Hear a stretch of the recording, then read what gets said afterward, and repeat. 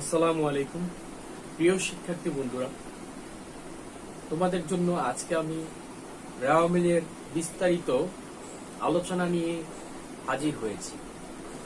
যারা নবম, দশম, একাদশ ও দ্বাদশ শ্রেণীতে পড়াশোনা করছো তারা অবশ্যই রাওমিল সংক্রান্ত প্রশ্ন পরীক্ষায় পেয়ে থাকো।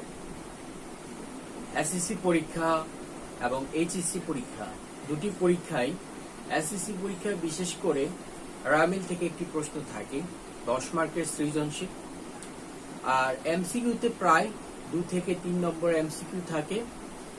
আর একাদশ বা দ্বাদশ যেটা এইচএসসি পরীক্ষা সেখানে হিসাব বিজ্ঞান প্রথম পত্র থেকে রাওমিল একটি প্রশ্ন থাকে। তো রাওমিলে কি কি ধরনের প্রশ্ন থাকে সেগুলো নিয়ে একটু আলোচনা করে আমরা আজকে কিছু প্রশ্নর বিস্তারিত আলোচনা করব। প্রথমত হচ্ছে রাওমিলে কোন কোন দফা আসবে না তার পরিমাণ।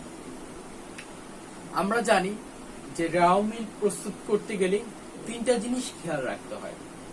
একটা হচ্ছে একটা হিসাব সেটা ডেবিট হবে নাকি ক্রেডিট হবে নাকি রাওমিল আসবে না।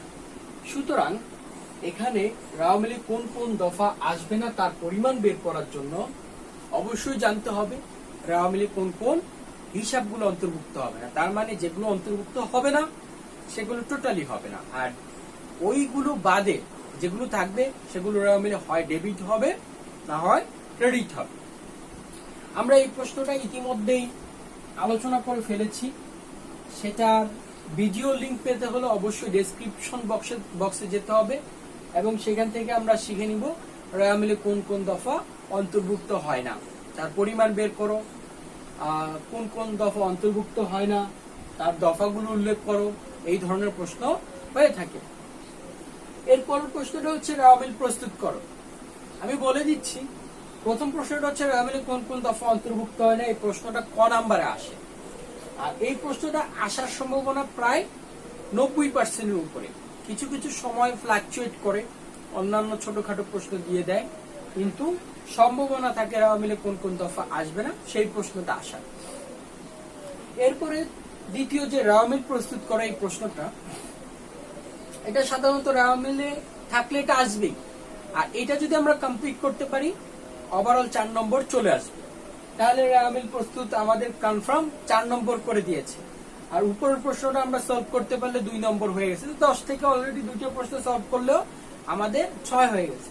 তো আমাদের নিচে প্রশ্নগুলো আলোচনা করতে হবে। বাকি 4 মার্ক বা প্রথম কোশ্চেনটা যদি ফ্লাকচুয়েট করে তখন অন্য কোশ্চেনটা আমাদের শিখতে হবে। তো রাওমিল প্রস্তুত করতে হলে আমাদের কিছু জিনিস জানতে হবে। প্রথমত আমাদের জানতে হবে যে রাওমিলের ছক কয়টি।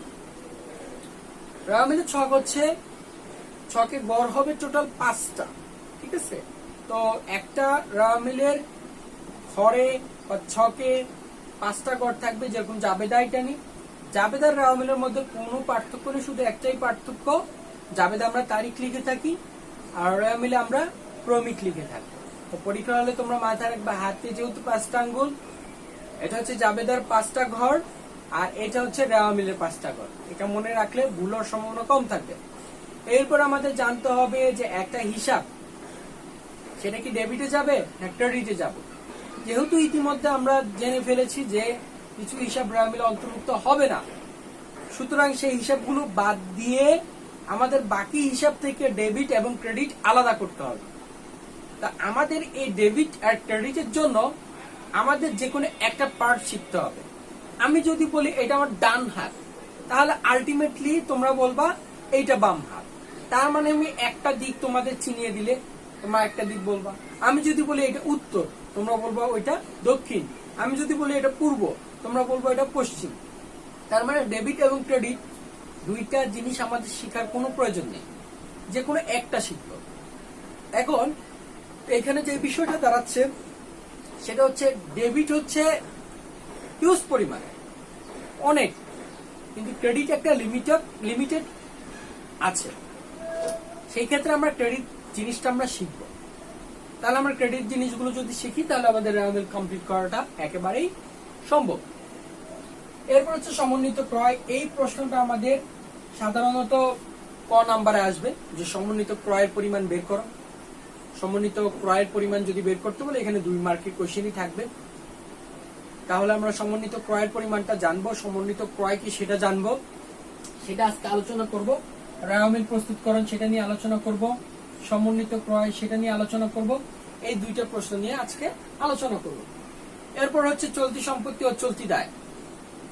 আমি ইতিমধ্যেই চলতি সম্পত্তি এবং চলতি দায়ের যেই জিনিসগুলো আছে, চলতি সম্পত্তিতে কি কি জিনিস আসবে, চলতি দায়ের মধ্যে কি কি জিনিস আসবে, সেই পার্টটা কিন্তু আমি ইতিমধ্যে আলোচনা করে ফেলেছি। সুতরাং তোমরা এই চলতি সম্পত্তি ও চলতি দায়টা দেখার জন্য ডেসক্রিপশন বক্সে গিয়ে চলতি সম্পত্তি ও চলতি দায়টা দেখে ফেলবে। এই কোয়েশ্চেনটা থেকে পরীক্ষার হলে কিন্তু সর্বনিম্ন হলো 4 নম্বর আর সর্বোচ্চ হলেও তোমাকে 10 মার্কের প্রশ্ন আসবে, কল্পনা করতে পারবা না।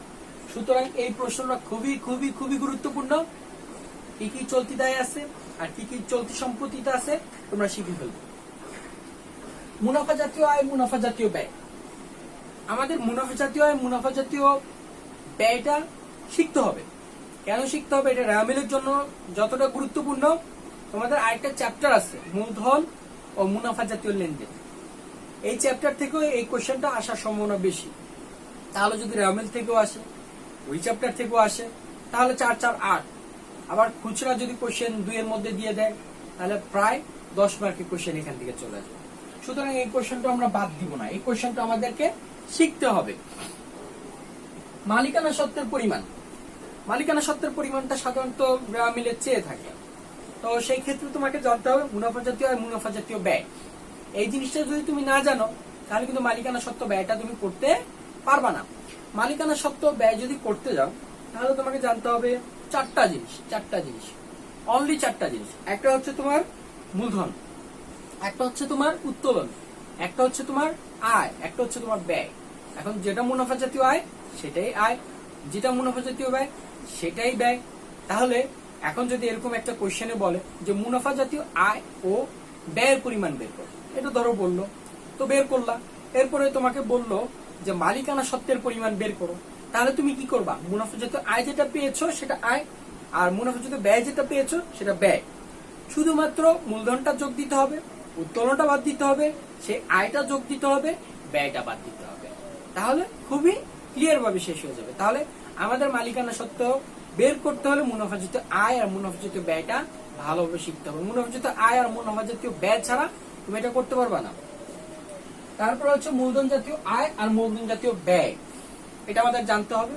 মূলধন জাতীয় আয়টা হচ্ছে হিউজ, মানে অঙ্কের হিউজ অঙ্কের যে বিষয়টা এবং যেটা প্রতিদিন ঘটে না, একবার ঘটে, সেটা মূলধন জাতীয় আয় বা মূলধন জাতীয় ব্যয়। আর যেটা প্রতিনিয়ত ঘটে, টাকার অ্যামাউন্ট কম, সেটা হচ্ছে তোমার মুনাফা জাতীয় আয়, মুনাফা জাতীয় ব্যয়। এখন আমি যদি বলি যে পণ্য ক্রয় করা হলো, সেটা হচ্ছে যেরকম তোমার মুনাফা জাতীয় ব্যয়, কারণ পণ্য ক্রয় সেটা ডেইলি আমরা ক্রয় করতে হয়। আর যদি বলি আসবাবপত্র ক্রয়, আসবাবপত্র তো আমরা ডেইলি ক্রয় করবো না, একবার ক্রয় করব, যতদিন পর্যন্ত ব্যবহার করা সম্ভব হয় ততদিন পর্যন্ত ব্যবহার করব। এইটা আমাদের জন্য হবে মূলধন জাতীয় ব্যয়। এটা নিয়ে আমি আলোচনা করব। তারপরে হচ্ছে তোমার মালিকানা সত্ত্ব সাধারণত 2 মার্কসে আসতেও পারে, আবার 4 মার্কসও আসতে পারে। বিলম্বিত মুনাফা জাতীয় ব্যয়। বিলম্বিত অর্থাৎ আমি 1 বছর খরচ করে আরো কয়েক বছর সেটা সার্ভিস পাবো, এরকম অর্থ বুঝায়। আবার তোমার মনে করো যেটা দেরি করে, বিলম্বিত মানে দেরি করা অর্থে, এই অর্থে বুঝায়, কিন্তু এটা মুনাফা জাতীয় ব্যয়। এখন বিলম্বিত মুনাফা জাতীয় ব্যয়ের মধ্যে 4টা জিনিস আছে। এই 4টা জিনিস তোমরা মুখস্থ করে ফেলবা। এই 4টা জিনিস নিয়ে আমি আলোচনা করবো একটু পর। অস্পর্শনীয় সম্পত্তি। সম্পত্তি আবার আমরা 2 ভাগে ভাগ করতে পারি, যেটা স্পর্শ করা যায়, যেটা স্পর্শ করা যায় না। তাহলে স্পর্শ যেটা করা যায় সেটা স্পর্শনীয় সম্পত্তি, স্পর্শ যেটা করা যায় না অস্পর্শনীয় সম্পত্তি। আসবাবপত্র কিন্তু আমরা স্পর্শ করতে পারি, কিন্তু আমরা কিন্তু সুনামকে স্পর্শ করতে পারি না। আমরা কিন্তু মেশিন স্পর্শ করতে পারি, আমরা কিন্তু ট্রেডমার্ক স্পর্শ করতে পারি না। আমরা কিন্তু তোমার যন্ত্রপাতি স্পর্শ করতে পারি, আমরা কিন্তু তোমার কপিরাইটকে স্পর্শ করতে পারি না। অর্থাৎ যে সম্পত্তি, যে জিনিসটা অধিক সার্ভিস দিবে এবং যেটা তুমি স্পর্শ করতে পারবে না, সেটি তোমার অস্পর্শনীয় সম্পত্তি। এটা নিয়ে আমি আলোচনা করব, এটা সাধারণত 2 মার্কসের কোশ্চেন আসে। তাহলে এই প্রশ্নগুলোর মধ্যে রায় অমিলে কোন কোন দফা অন্তর্ভুক্ত হবে না? সমন্বিত ক্রয়ের পরিমাণ বের করো, বিলম্বিত মুনাফা জাতীয় পরিমাণ, মুনাফা জাতীয় ব্যয়ের পরিমাণ বের করো, অস্পর্শনীয় সম্পত্তির পরিমাণ বের করো। এই জিনিসগুলো থেকে তোমার 2 মার্কসের প্রশ্ন আসবে। আর বাদ বাকি যে জিনিসগুলো, রায় অমিল প্রস্তুত করো, চলতি সম্পত্তি চলতি দায় প্রস্তুত করো, মুনাফা জাতীয় আয় প্রস্তুত করো, মুনাফা জাতীয় ব্যয় প্রস্তুত করো, মূলধন জাতীয় আয় প্রস্তুত করো, মূলধন জাতীয় ব্যয় প্রস্তুত করো। এই জিনিসটা থেকে আমরা প্রায় 8 নম্বরের প্রশ্ন পাবো। সুতরাং এই প্রশ্নগুলো ছাড়ার কোনো প্রশ্ন আসে না। যদি তুমি রায় অমিলে 10-এর 10 পেতে চাও, তাহলে তুমি 100% এই কোয়েশ্চেনগুলো তোমাকে সলভ করতে হবে। আমি নেক্সট কোন একটা ভিডিওতে বলবো যে একটা সৃজনশীল মানে রায় অমিল প্রশ্নটা তুমি 20 মিনিট তোমার সময় বরাদ্দ থাকলো, তুমি কিভাবে 12 থেকে 15 মিনিটের মধ্যে একটা রায় অমিল প্রশ্ন সমাধান করতে পারবা, সেটা পরবর্তী ভিডিওতে আমি আলোচনা করব। আজকে আমি যে বিষয়গুলো নিয়ে আলোচনা করব সেগুলো হচ্ছে রায় অমিল প্রস্তুত করা হয় কিভাবে, আর সমন্বিত ক্রয় পরিমাণটা আমি এখন তোমাদের সাথে আলোচনা করব। তো প্রশ্নগুলো তোমরা স্ক্রিনশট মেরে নিতে পারো। এই প্রশ্নগুলোই আমি আলোচনা করব রায় অমিলে পার্ট বাই পার্ট অনুযায়ী। তোমরা এগুলো খুব ভালোভাবে বোঝার চেষ্টা করবা, ভিডিওটা টেনে না, বুঝে বুঝে বুঝে করবা। আমি তোমাদের চ্যালেঞ্জ করতেছি যে এই রায় অমিল তোমাদের আর কারো কাছে শিখতে হবে না, রায় অমিল খুব ভালোভাবে তোমরা এখান থেকে শিখে ফেলবে।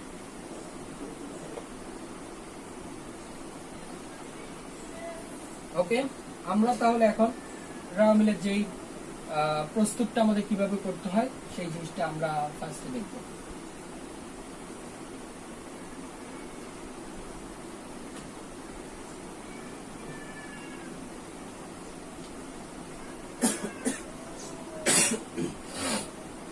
ওকে, আমাদের যেটা জানতে হবে সেটা হচ্ছে রায় অমিলের ডেবিট সাইড অথবা ক্রেডিট সাইড।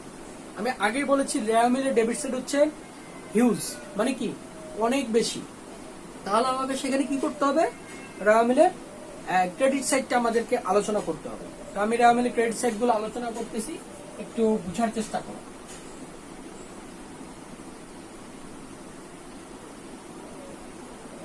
রায় অমিলের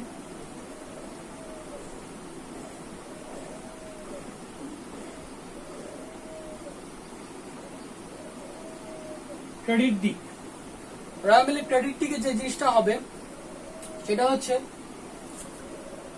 ক্রেডিট যে পার্ট গুলো সেগুলোর মধ্যে প্রথমটা বিক্রয়, 2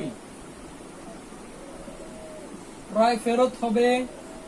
ক্রয় ফেরতের কিন্তু আরেকটা নাম আছে, নামটা জেনে রাখবা, সেটা হচ্ছে বহির্মুখী ফেরত বা বহি ফেরত। এরপর হচ্ছে ক্রয় বা টাক, উপভাড়া,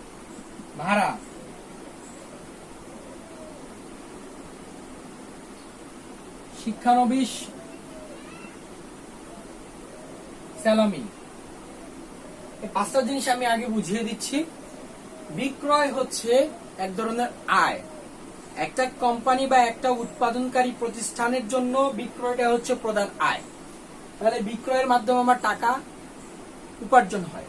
ক্রয় ফেরত, যখন পণ্যটা আমি ক্রয় করেছিলাম সেটা যখন ফেরত দিব তখন ক্রেডিট হবে।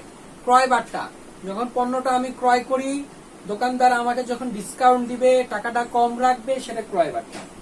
উপভাড়া, ভাড়ার উপরে ভাড়া, সাবলেট আমরা বলতে পারি যে আমি একজনের কাছ থেকে ভাড়া নিয়েছি, আমি আবার সেই রুমকে 2টা রুম, যেহেতু একটা রুম আমি নিয়েছি আর একটা রুম আরেকজনকে ভাড়া দিয়েছি, সেটা হচ্ছে উপভাড়া, যেখান থেকে আয় হয়। শিক্ষানবিশ স্যালামি, কাজের মাধ্যমে কাজ করে কাজ অবস্থায় যে আয়টা হয়ে থাকে, শিক্ষানবিশ স্যালামি, সেটা হচ্ছে শিক্ষানবিশ স্যালামি। এরপর আমরা যেটা দেখব সেটা হচ্ছে সকল প্রকার প্রাপ্ত, সকল প্রকার প্রাপ্ত, প্রাপ্ত বলতে পারি, প্রাপ্তি বলতে পারি। প্রাপ্ত বা প্রাপ্তি একই কথা। মনে রাখতে হবে কোনো একটা শব্দের শেষে বা শব্দের শুরুতে যেখানেই থাকুক, প্রাপ্ত কথাটা দেখলে বা প্রাপ্তি কথাটা দেখলেই ধরে নিতে হবে কি সেটা ক্রেডিট। এরপরে হচ্ছে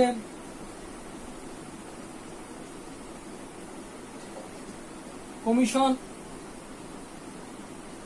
আয়, কুড়িন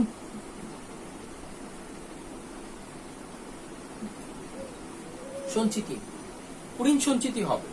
তার মানে সঞ্চিতি আমরা জানি কুড়িন সঞ্চিতি, সেটার আরেকটা নাম আছে, সে নামটা কি?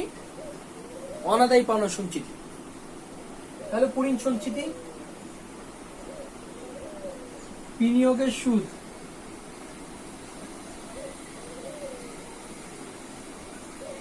বিনিয়োগের সুদ। এরপর হচ্ছে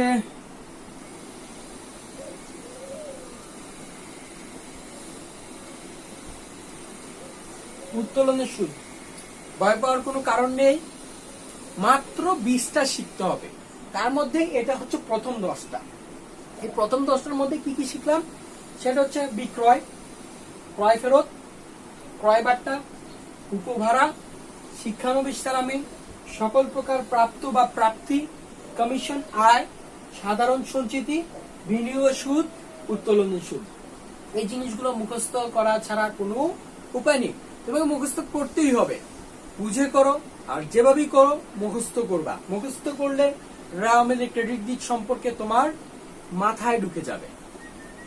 এরপরে যে বাকি যে পার্টগুলো আছে সেগুলো হচ্ছে আমাদের মূলধন ক্রেডিট,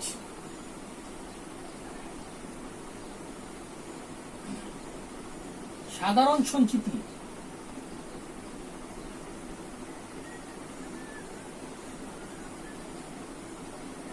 পাওনাদার। পাওনাদার কিন্তু অনেকগুলো নাম আছে, নামগুলো জেনে নিবা। পাওনাদার হচ্ছে এই নামগুলো নেমে আরেকটা ভিডিওতে আলোচনা করব, তোমরা আগে শর্টকাট ভাবে এই জিনিসগুলো মুখস্থ করে ফেলবা। সকল প্রকার প্রদেয়, সকল প্রকার প্রদেয়। তারপরে ব্যাংক জমাতিরিক্ত, যেটা ওভারড্রাফট বলে থাকি।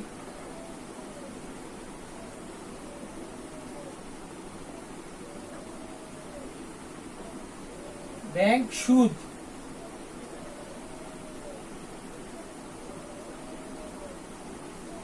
সেবা আয়,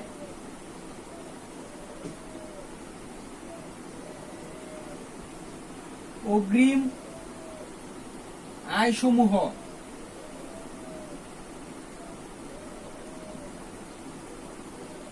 বকেয়া খরচাবলী,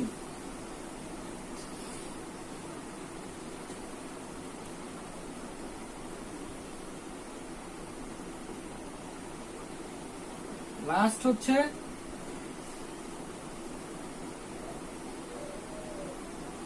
পুঞ্জীভূত অবচয়। আরেকটা আছে মেবি, সেটা হচ্ছে ঋণ বা ব্যাংক ঋণ, বন্ধকি ঋণ যেটা হতে পারে।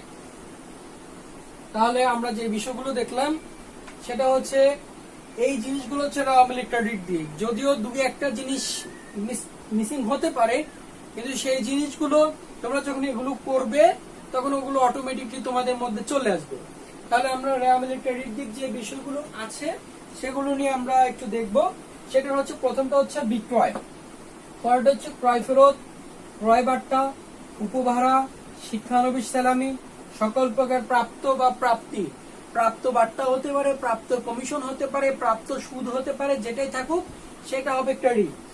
কমিশন আয়, কুড়িন সঞ্চিতি, বিনিয়োগের সুদ, উত্তোলনের সুদ, মূলধন, সাধারণ সঞ্চিতি, পাওনাদার, সকল প্রকার প্রদেয়। প্রদেয় বিল হতে পারে, প্রদেয় নোট হতে পারে, প্রদেয় ভ্যাট হতে পারে, প্রদেয় কর হতে পারে। যাই হোক না কেন প্রদেয় কথাটা থাকলে সেটা দায় এবং সেটা ক্রেডিট। ব্যাংক জমাতিরিক্ত বা ব্যাংক ওভারড্রাফট থাকতে পারে, তারপর হচ্ছে ব্যাংক সুদ, তারপর হচ্ছে সেবা আয়, অগ্রিম আয় সমূহ। এখানে অগ্রিম আয় সমূহের মধ্যে যে জিনিসটা খেয়াল রাখতে হবে, আয়গুলো কি কি সেগুলো দেখতে হবে। যেরকম অগ্রিম শিক্ষানবিশ সালামি হতে পারে, অগ্রিম সেবা আয় হতে পারে। আমরা সাধারণত আয়ের ক্ষেত্রে অগ্রিম ব্যবহার করে থাকি না, সেটা হচ্ছে অনুপার্জিত হয়। যেরকম অনুপার্জিত সেবা আয়, অনুপার্জিত উপভাড়া, অনুপার্জিত শিক্ষানবিশ সালামি, অনুপার্জিত বাড়ি ভাড়া হতে পারে। এই জিনিসগুলো হচ্ছে অনুপার্জিত দিয়ে হয় অগ্রিমের ক্ষেত্রে। তবে প্রথমত তোমরা অগ্রিম দিয়ে শিখবে, আস্তে আস্তে জানতে পারবা কখন অনুপার্জিত ব্যবহার করবা, কখন অনাদায়ী ব্যবহার করবা, কখন বকেয়া হবে, কখন অগ্রিম হবে। তারপর হচ্ছে বকেয়া খরচাবলী, খরচের সাথে বকেয়া, যেরকম বকেয়া বিদ্যুৎ বিল, বকেয়া পানির বিল, বকেয়া বেতন, বকেয়া মজুরি, বকেয়া কর, বকেয়া বিদ্যুৎ বিল, তারপর বকেয়া ট্যাক্স, আবগারি শুল্ক ইত্যাদি হতে পারে। পুঞ্জীভূত অবচয়, অবচয় থেকে পুঞ্জীভূত অবচয় হয়। পুঞ্জীভূত অবচয় হতে পারে, অবচয় সঞ্চিত হতে পারে। তাই এই বিষয়টা আমরা খেয়াল রাখবো। পুঞ্জীভূত অবচয় বা কি হতে পারে, অবচয় সঞ্চিত হতে পারে। লাস্ট হচ্ছে ঋণ, আরেকটা হচ্ছে ব্যাংক ঋণ। আরেকটা জিনিস হয়তো আছে, সেটা হচ্ছে বাড়ি ভাড়া আয়, বাড়ি ভাড়া আয়। আশা করি এই বিষয়গুলোর পরে আর তেমন কোনো বিষয় নেই। এই জিনিসগুলো তোমাদেরকে খুব ভালোভাবে মুখস্থ করতে হবে। সুতরাং আজকে আমরা জানলাম রামিলের ক্রেডিট দিক। রামিলের ক্রেডিট দিক তোমাদেরকে খুব ভালোভাবে শিখতে হবে এই জিনিসগুলো বাদে। আর রামিলের কোন কোন বিষয়গুলো আসবে না, ওই 7 থেকে 8টা জিনিস বাদে ভাই, বাদ বাকি যা আছে সব ডেবিট। আমি আরেকদিন রামিলটা ছক টেনে একটা অঙ্ক করিয়ে তোমাদের বুঝিয়ে দিব যে কিভাবে আমাদের এটা প্রস্তুত করতে হবে। তাহলে রামিলের ক্রেডিট দিকগুলো আমরা এগুলো খুব ভালোভাবে শিখে নিব। এখন আমি এই জিনিস থেকে দুটা জিনিস খুব ভালোভাবে আলোচনা করব। সেটা হচ্ছে তোমরা এই জিনিসটা স্ক্রিনশট নিয়ে নিতে পারো, খুবই উপকার হবে, প্রয়োজন হবে, বুঝে নেওয়ার জন্য এটা খুবই দরকার।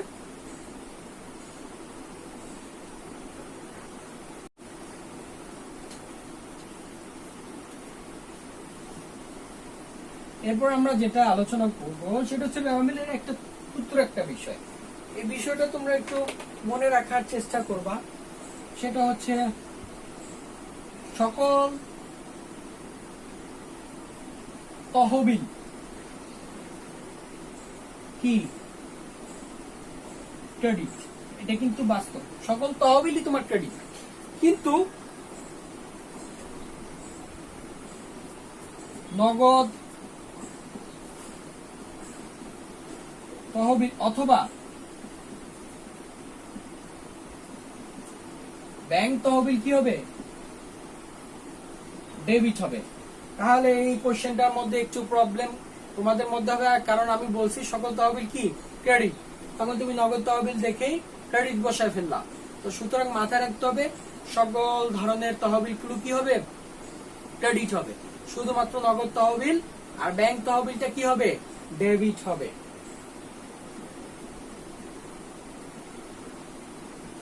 সকল সঞ্চিতি ক্রেডিট,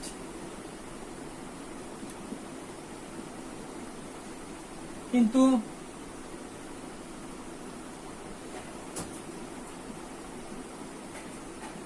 পাওনাদার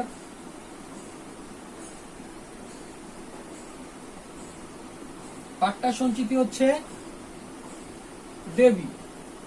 তুমি সব ধরনের সঞ্চিতি দেখবা, কি করবা, ক্রেডিট করে দিবা। শুধুমাত্র পাওনাদার পাট্টা সঞ্চিতিকে ডেবিট করবা। তুমি সব ধরনের তহবিল দেখবা, কি করবা, ক্রেডিট করে দিবা। শুধুমাত্র নগদ তহবিল আর ব্যাংক তহবিলকে কি করে দিবা, ডেবিট করে দিবা। সুতরাং আমরা রামিলের যে মোস্ট ইম্পর্টেন্ট বিষয়গুলো সেগুলো শিখে ফেললাম। যে ডেবিট পার্ট গুলো আমরা যেগুলো আমরা শিখি নাই সেগুলো ডেবিট পার্ট, ক্রেডিট পার্ট আমরা শিখলাম। রামিলে কোন কোন বিষয়গুলো আসবে না সেগুলো শিখলাম, আর যেগুলো প্রবলেম করতে পারে সেই জিনিসগুলো আমরা দেখলাম। তো আমরা এখন আলোচনা করব আমাদের আরেকটা প্রশ্ন, সমন্বিত ক্রয়। সমন্বিত ক্রয়টা আলোচনা করার মাধ্যমে আমি আজকের এই আলোচনা শেষ করব। পরবর্তী আলোচনায় আমি পরবর্তী প্রশ্ন নিয়ে আলোচনা করব। এটা তোমরা সুন্দর করে বুঝে নিতে পারো, স্ক্রিনশট নিয়ে নিতে পারো।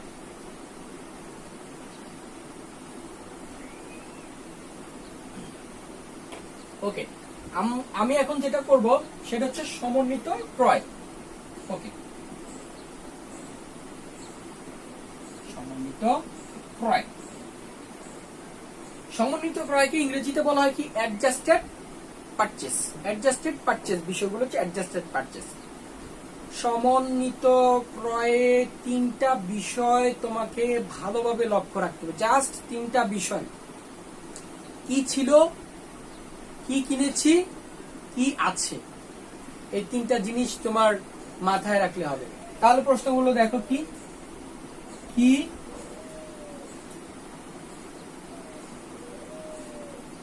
ছিল, কি কিনেছি, কি আছে। এই তিনটা প্রশ্নের উত্তর পাইলেই কিন্তু তুমি কি সমন্বিত ক্রয়টা করতে পারবা। এখন কি ছিল, ব্যবসা শুরু করার সময় তোমার কি ছিল? প্রারম্ভিক মজুত পণ্য ছিল। কি ঠিক বলছি? প্রারম্ভিক মজুত পণ্য ছিল, যেটা নিয়ে তুমি বিজনেস শুরু করছো, সেটা হচ্ছে প্রারম্ভিক মজুত পণ্য। এখন প্রারম্ভিক মজুত পণ্য আমার যাই থাকুক হাতে। এরপর কি কিনেছি, তার মানে কতটুকু আবার বিজনেসে আনছি, মানে ক্রয় করেছি, কতটুকু ক্রয় করেছি। এখন শুধু ক্রয় নিলে হবে না, ক্রয়ের সাথে যে মনে করো যে আনুষঙ্গিক বিষয় আছে, যেরকম তোমার সেটা ক্রয় ফেরত, ক্রয় বার্তা, অলিখিত ক্রয়, এই বিষয়গুলো তোমার কি যোগ বিয়োগ করে তোমাকে কিন্তু নিট ক্রয়টা বের করে নিতে হবে। তার মানে কি কিনেছি সেটা হবে নিট ক্রয়। তারপর যেটা করতে হবে সেটা মাইনাস দিতে হবে, কি আছে। এই যে হিসাবটা করলা 31 ডিসেম্বরে, আমাদের প্রতিটা হিসাবই 1 বছর সময়কাল। সেটা যদি জুলাই মাসের 1 তারিখে শেষ হয়, পরবর্তী বছরের জুলাইয়ের তোমার জুন মাসের 31 তারিখে শেষ হবে, জুলাইয়ের 1 তারিখে শুরু হলে। আর যদি জানুয়ারি 1 তারিখে শুরু হয়, ডিসেম্বর 31 তারিখে শেষ হবে। তার মানে এখন কি আছে, কি ছিল, প্রারম্ভিক মজুত পণ্য ছিল, কি আছে, সমাপনী মজুত পণ্য। তাহলে এটা বাদ দাও, সমাপনী মজুত পণ্য, মজুত পণ্য। এটা বাদ দেওয়ার পর যে বিষয়টা তুমি জানতে পারবা সেটাই হচ্ছে তোমার সমন্বিত ক্রয়।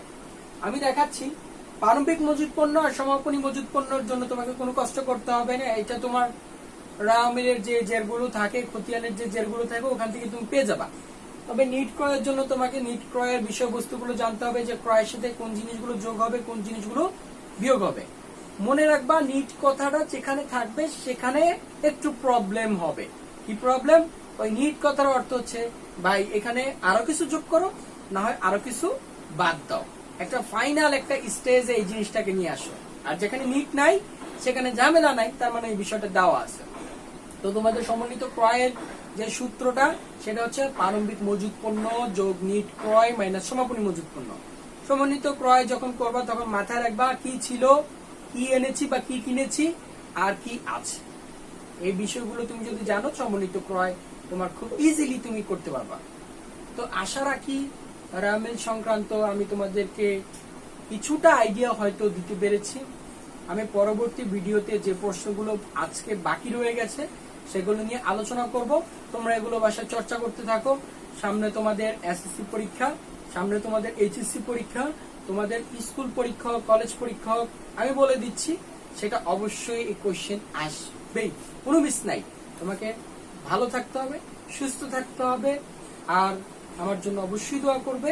আমার সাথেই থাকবে, চ্যানেলটাকে সাবস্ক্রাইব করবে, আর বেল বাটনটি প্রেস করে দিবে, যাতে আমি আমার কষ্ট অর্জিত যে ভিডিওগুলো সেগুলো করা মাত্র তোমার কাছে পৌঁছে যায়।